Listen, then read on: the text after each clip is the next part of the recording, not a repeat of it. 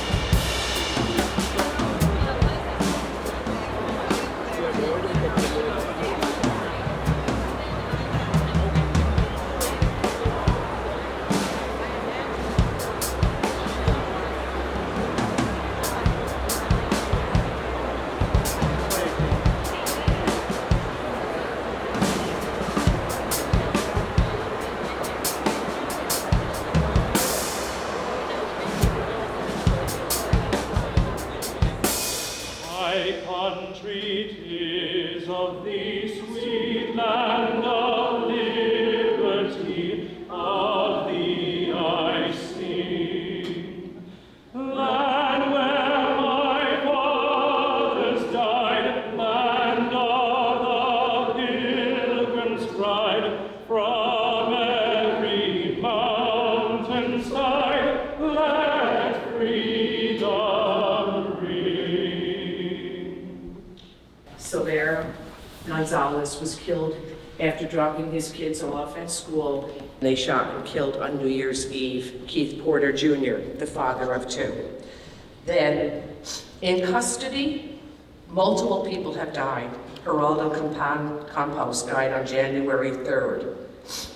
On January 5th, Luis Caceres died in custody. Then, on the 6th, Luis Yaez Cruz died while in custody. Then, Parade La died on the 9th in custody. Then, on the 14th, Victor Diaz died. Renee Good died on January 7th in Minneapolis. She was shot.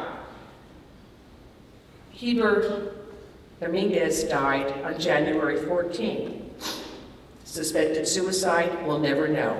For most people in this room, the only names you know and will have heard of the 10 people who have died this year at the hands of ICE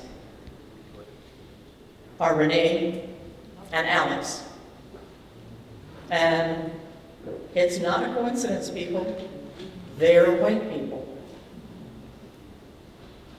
As it happens, George Floyd was murdered only a couple of blocks from where Renee Good was shot.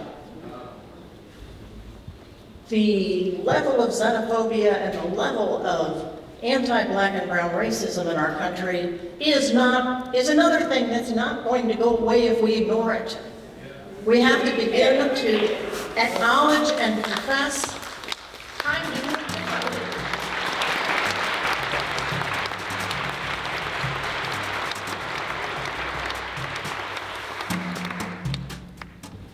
I was in Minneapolis 10 days ago.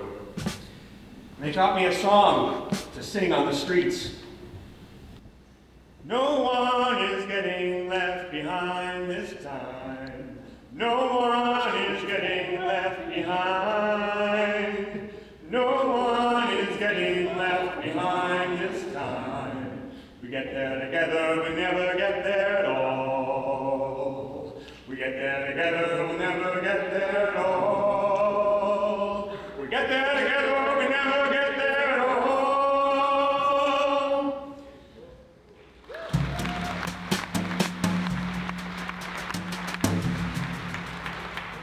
Josh Blaine wrote that song, and when I went to Minneapolis, it was a call that went out a week after Renee Good had been shot. Colleagues in Minnesota said, we need more people from out of Minneapolis to come and witness to what's going on here. And a week after that call, I was on the ground in Minneapolis with my colleagues. I wish that I knew better what to say in times like this. But like a great many of you, I imagine that my heart, my heart is broken. And I at least find that eloquence tends to shy away at such times, as though ashamed to intrude upon the holiness of our sorrow. Because as the song goes, Adonai karov lenishbarei lev v'dakarei ruach yoshia, the Holy One is close to the brokenhearted, and those who are crushed in spirit God delivers. I think it is that very capacity for sorrow that has the potential to sustain and deliver us in times when bitterness and hatred threaten to consume the world, as seems to be the case today. I want to start off by reading some popular words, especially to those in the Christian tradition. They're called the Beatitudes. It begins with, God blesses those who are poor and realize their need for him. For the kingdom of heaven is theirs.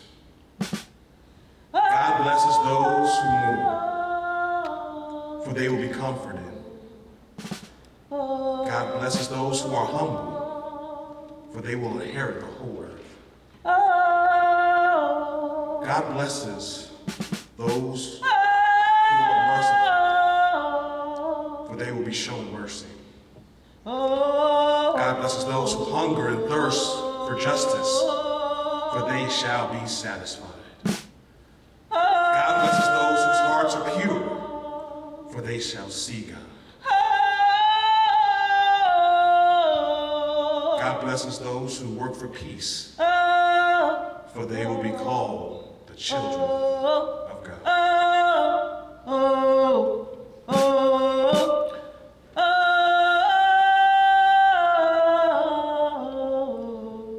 But our First Amendment rights are in question. And one of the things I also would like to point out today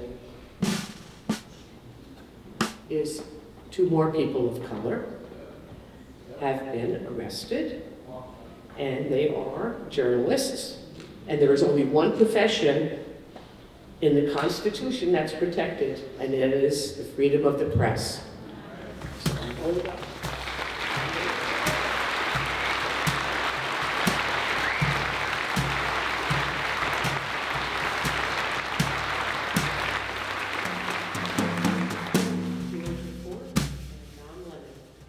Pressure is working. Across the country, people are speaking out, organizing, showing up, and refusing to be silent. And because of that, ICE and the federal government are being forced to respond. Policies are being questioned, contracts are being scrutinized, abuses that once thrived in the shadows are being dragged into the light. That did not happen by accident. It happened because of people like you. People who refuse to look away. But here's the danger. Progress can create complacency, and it's not the time to relax.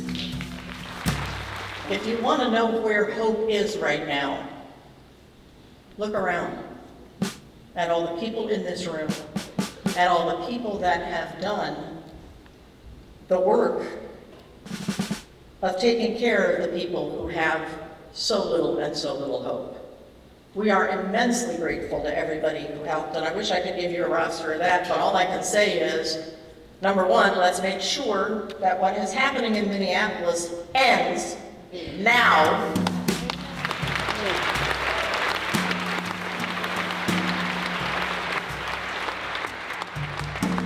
That it's not going to happen in our town anymore. And that we keep working to bring equity and justice to people who don't have any other hope. We've got the privilege, let's use it.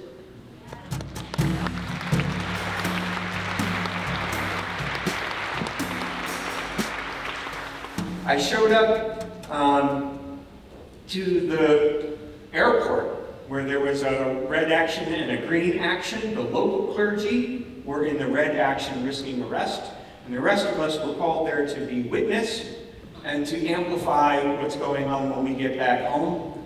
And 100 clergy were arrested, resisting ICE by protesting against Delta Airlines. Delta was the parent company underneath the flights that ICE was using to fly people out of Minneapolis to various detention centers, and their flights had gone from like 1 a week to about 3 a week. When I was there at the airport on the sidewalk, I experienced the coalition. There was a young man on one side of me who was shouting shame at the police officers as they arrested the clergy, shaking with rage, screaming, shame. And about half a dozen people down that way, there were a group of white clergy singing spirituals. The whole group was there. The whole group had various opinions about the police. The whole group had various opinions about gay people. The whole group had a lot of different opinions about how to do this the right way. But they were all there. The murders of Renee Good and Alex Pretty and Silverio Gonzalez and all these others who didn't make the news, or at least didn't make the news enough for most of us to know their names.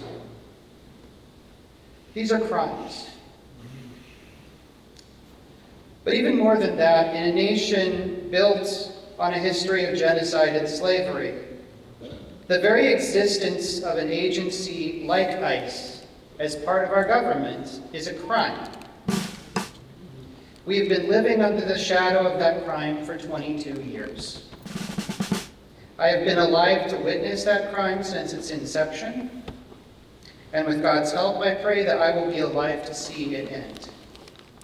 But in the meantime, we have to fight to hold on to the capacity to be brokenhearted, because I believe that the Holy One is close to the brokenhearted, and that those who are crushed in spirit, God delivers.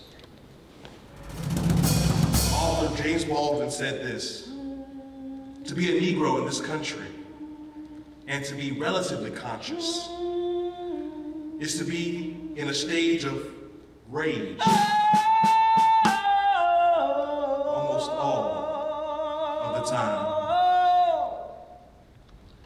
So as we come to this stage today to honor our fallen souls that have gone on to glory before us, we have to remember that, as was said earlier, it does not have to be this way. We do not have to live in a constant state of violence. We don't have to be scared to leave our homes, to allow our children to go out into the streets and be fearful of whether they will come back that evening. It doesn't have to be that way, but sadly, it is. And for the people of color who live in this country, this is nothing new. I would love to say that this is a one-off situation. I would love nothing better than to be able to tell you that this is just an isolated incident of violence, of lives that have been cut down too short. But the sad truth is that it happened then, it happened before, it happened to our forefathers and our foremothers before us. Why don't we get the picture? Why don't we understand that this is preventable? It takes people like you and people like me to acknowledge it when it happens and to commit ourselves to choosing a better way. This is not just a moment in time. This has been cooking for so long that white people like me are waking up to see all of a sudden, and this is not going to be done next week. This is a marathon. This is going to keep going. But here's where I find hope. First, when I showed up in Minneapolis and gathered with all of my colleagues, interfaith colleagues, hundreds who had shown up from out of Minneapolis to be present, that gives me hope. I have a colleague who said, you can pretend to care, but you can't pretend to show up.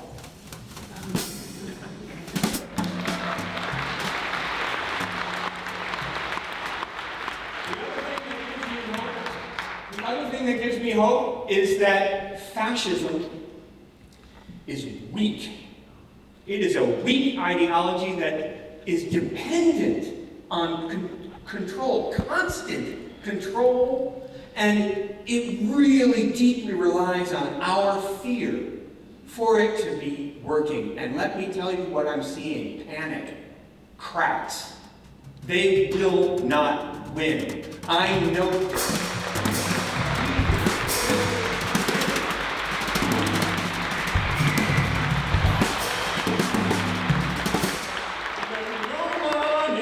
Left behind this time.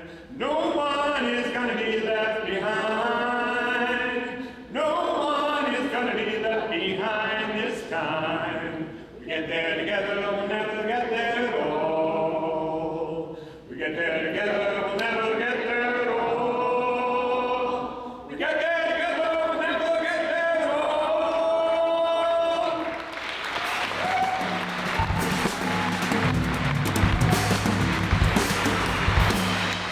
History shows us again and again, when pressure eases, systems of harm snap right back into place. If we take our foot off the gas, the suffering continues, quietly, efficiently, and out of sight. So let me ask you, are we done yet? No. Right here in Broome County, we are still housing ICE detainees. This is not abstract, it's not somebody else's problem. This is happening in our backyard, in our jail, in our community, in our name. And we need to say this clearly. This is the wrong side of history. So Indivisible Binghamton started 9 years ago, right after Trump was first elected, and we have been doing these things a little bit at a time, getting ready for now. And part of what we've done is reach out to all the other activist groups, and at this point in time, we have collaborated into one large group.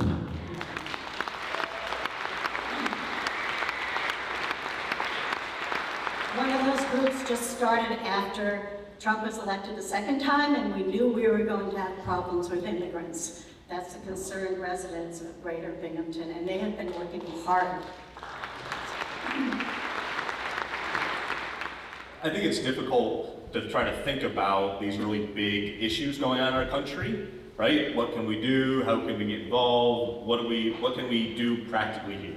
As you just heard from Legislator Kaminsky, we can do something very concrete here. We can fight our local sheriff.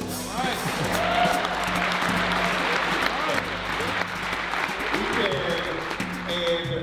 And we can take those jail beds away from him. That's exactly what our organization has been trying to do for the last decade. As we've been calling for not just getting people out of jail, but shutting down the beds.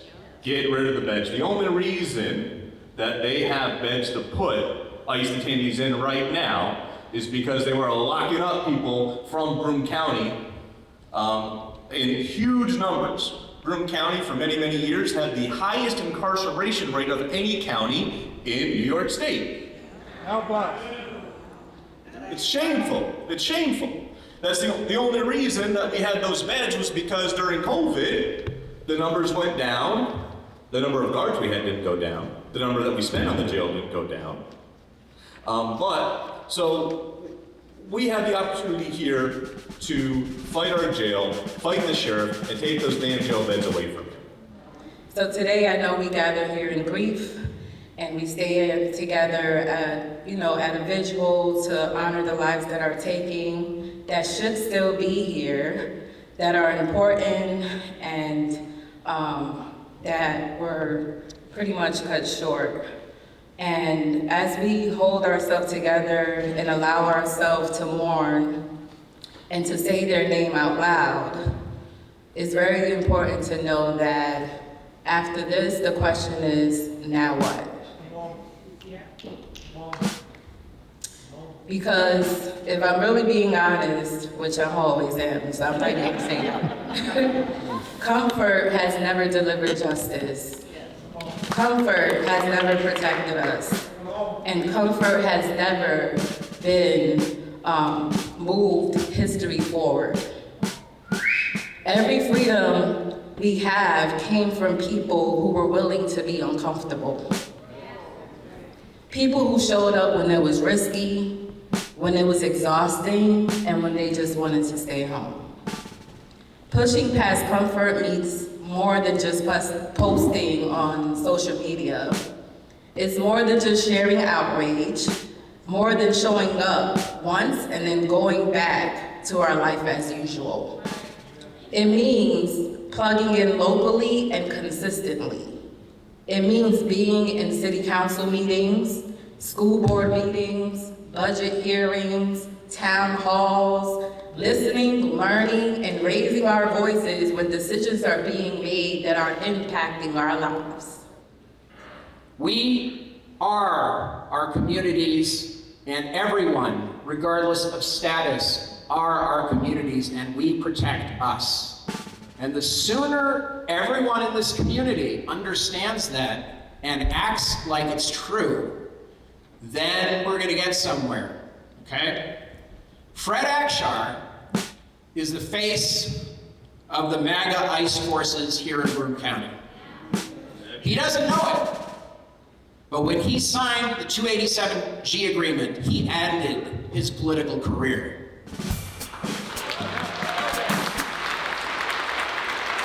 Now, for years, people like Zan, Andy, and others have been working to end mass incarceration in this country. I'm going to own up that I did not pay enough attention to this before, okay? Well, that can't happen again, right? Let's just say, for the sake of argument, ICE is gone tomorrow, no more deportation regime. We're not done here.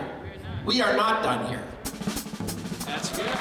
We want to make sure that the jail isn't run by a sheriff who measures his importance by the size of his jail, by the number of cops he's got out on the street, by the number of patrols and whatnot, but at least someone who is fiscally responsible and trying to make our community better and trying to reduce the number of people in there, because right now there's no incentive to do that. We need to have more people. We need to have people everywhere so that when somebody calls our hotline, and I'm going to talk about that in a minute, it's not about somebody driving, like Salka, 15 minutes across town and getting there after the roofers have already been taken and their truck is just sitting there. No, it's the people who are living next door to the roofing job.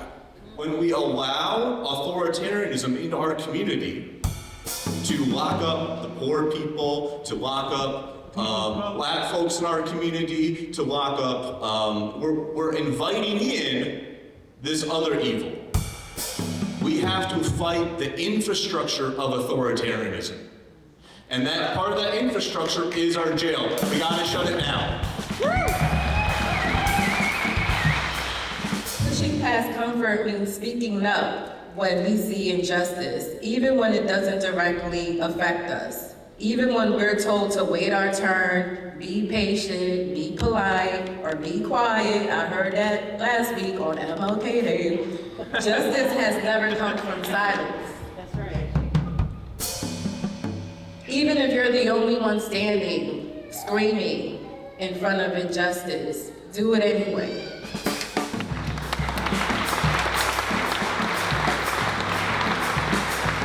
It also means being willing to sit with discomfort, to have hard conversations, to challenge systems, and sometimes to challenge ourselves.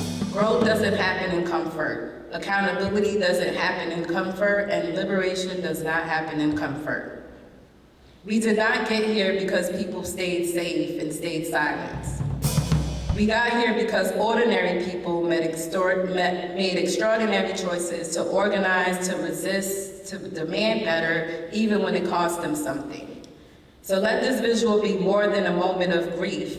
Let it be a turning point. Let it push us past comfort and into action.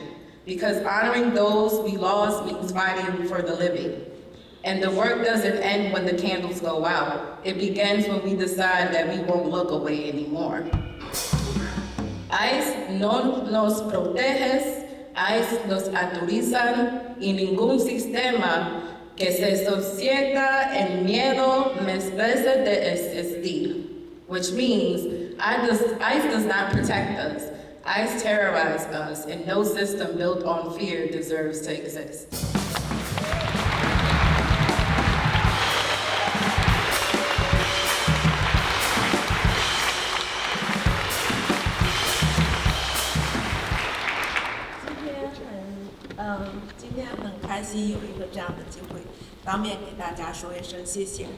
Today, I'm very happy to have this opportunity to say thank you to the community.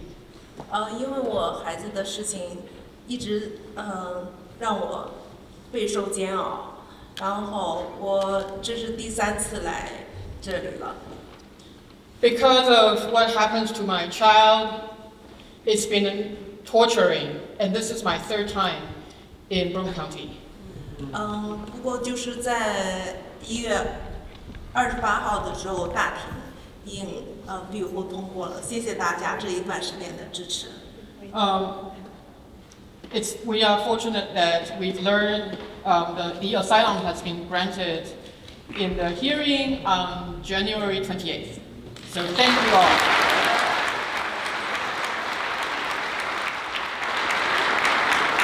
我真的非常非常感谢我们这些在座的各位，因为有的我认识见过面，我可以当面给你们说声谢谢。还有很多人我都没有见过，你们在默默的支持关怀着这个案子，才有了今天的进展。我真的非常感谢大家。I'm very thankful, grateful for all the help that I've received. To many that I have seen constantly, and I also know that there are many out there that I have never met, and I want to use this opportunity to say thank you. 谢谢大家，我真的非常非常感谢。我现在只能说，我真的你们的所做的一切，我永生难忘。And I'll be grateful for the rest of my life.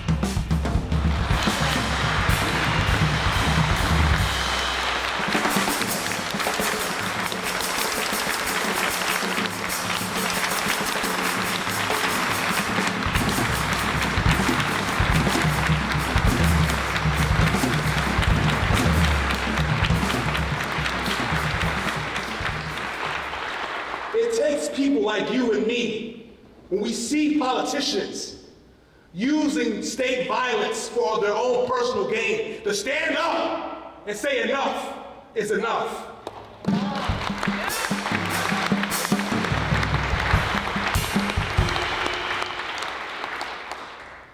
And it takes people like you and me to know that all life, no matter how it's packaged, is worthy of dignity, respect, and love.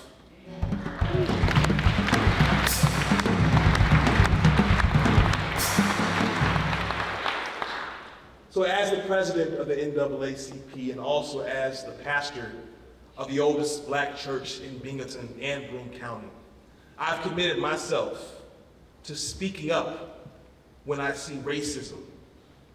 I committed myself to speaking up when someone is being unjustly targeted, especially for the color of their skin.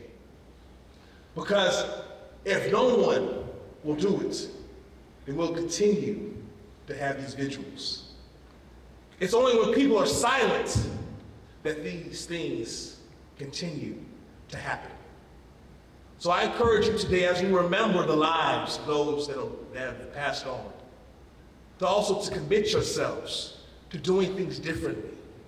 To, as James Baldwin said in his statement, to be in that state of rage, enough rage to do something different, to change what we see happening. Because this is not just in Minneapolis, this is in Binghamton. It's not just in Binghamton, it's in Atlanta.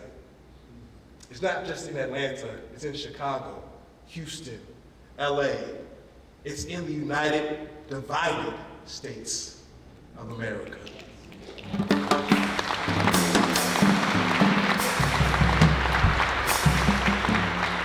So I leave you with this. The Beatitudes call you blessed when you mourn, because you shall be comforted. So as you mourn the lives that have been taken too soon, but know that one day you'll no longer have to mourn. The Beatitudes said, blessed are those of the pure at heart, those who have been able to rise above the hatred, above the misogyny, above the racism, because yours is the kingdom of God. But for everyone else who hunger and thirst for righteousness, I'm here to tell you today that you will be satisfied, because a day is coming where the righteous will inherit the earth. Are you committed to seeing that day? Thank you.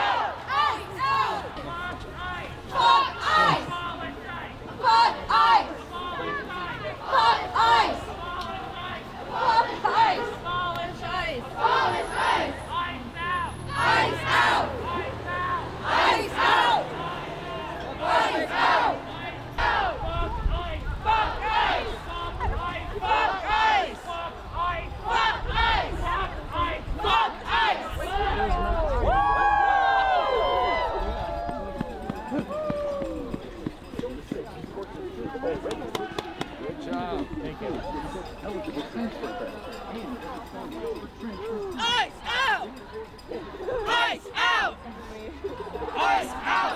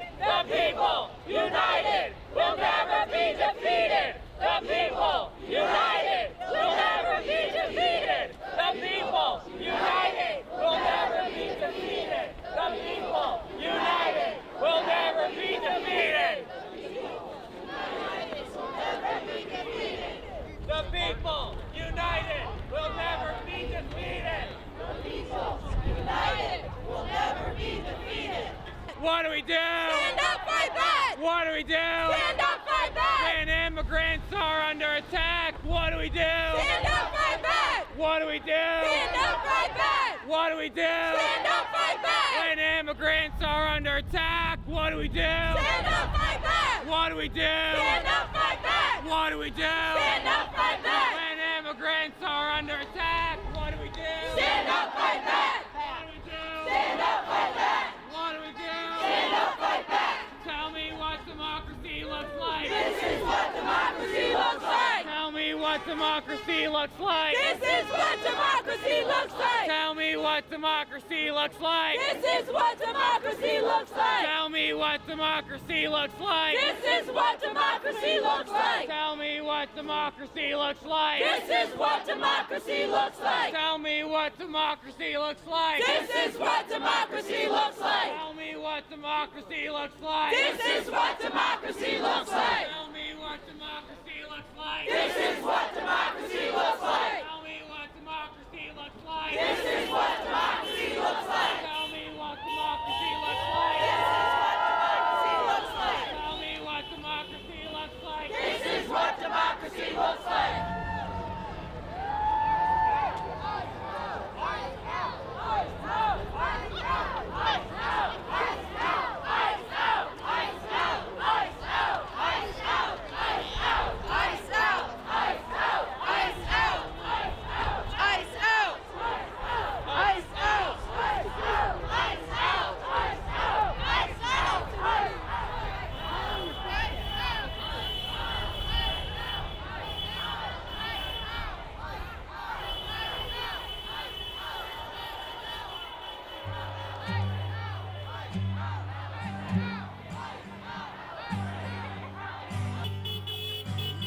Waiting for a spot on an angled line. Drive to the outside, waste my time. Took my place high on the rise. Look at them ants push away their prize. But I'd be free as a bird in a Walmart park.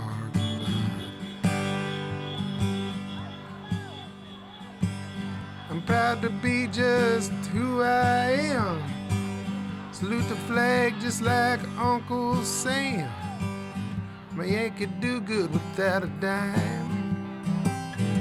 Work for nothing in their overtime. But I'd be free as a bird. Walmart parking lot. Payroll deductions, 401k, matching contributions that they never gonna pay. Helping out the needy, helping out the poor. They're working for nothing at that patriotic store. But I'll be free as a bird. The Walmart parking lot. Mega deal, sell a whole lot more. Can I check your bag as you're walking out the door? There's more to plastic than a debit card. A damn good casket when the times get hard. But I'll be free as a bird. A Walmart parking lot. Jobs are scarce, they're hard to find. The kind of job that gives you peace of mind. Mom is gone and Pop's for sure. They went down the road to CEO. I got a plan that won't bring me down. I'm gonna burn that big store down. Then I'll be free as a bird. The Walmart parking lot.